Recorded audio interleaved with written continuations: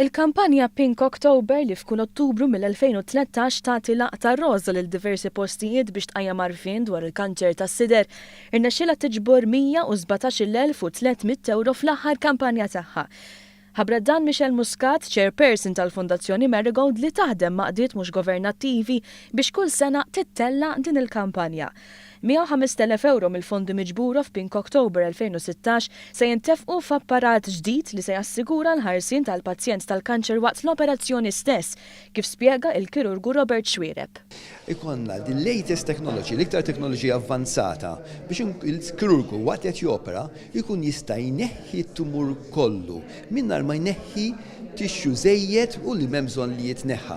Bekk inkunu qegħdin bil-latest technology, standard of the art treatment biex inkun nistgħu nieħdu ssieb il-pazjenti tagħna li bagħtu bil-mart tas-sider. Fl-istess ħin, il-Breast Cancer Unit fl-Star Mater Dei se jkollu operat teknoloġiku apposta biex iżomm l-informazzjoni ta' kull pazjent bil-kanċer tas-sider fosthom il-kwalità tat-trattament li dawn qed jirċievu. Informazzjoni li se tkun disponibbli wkoll lill-awtoritajiet mediċi internazzjonali f'każ ta' bżonn.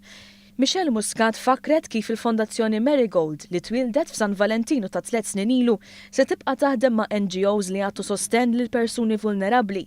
Il-Fondazzjoni hija attiva fuq kwistjonijiet differenti bħal huma l-awtiżmu, il-mart rari, il-marda tal-ALS u l-ħarsien ta' persuni b'diżabilità fost oħrajn. Xtaqna imma ngħinu lil dawk li diġà jagħmlu ħaġa tajba u li allura nkunu qegħdin hemm biex ngħinuhom iwettqu proġetti tagħhom fuq oqsma differenti, NGOs li diġà jagħmlu xi ħaġa tajba u allura ma nixtiequ intom dak is-sosten biex jagħtu servizz aħjar u għalhekk minn hawnhekk bħala Marigold nagħmel appell sew il dawk li għandhom proġetti li huma jixtiequ li jaħdmu fis-soċjetà tagħna, sew il dawk l-NGOs li diġà qegħdin hemmhekk jaħdmu milli għandhom bżonn ta' għajnuna. Iktbulna.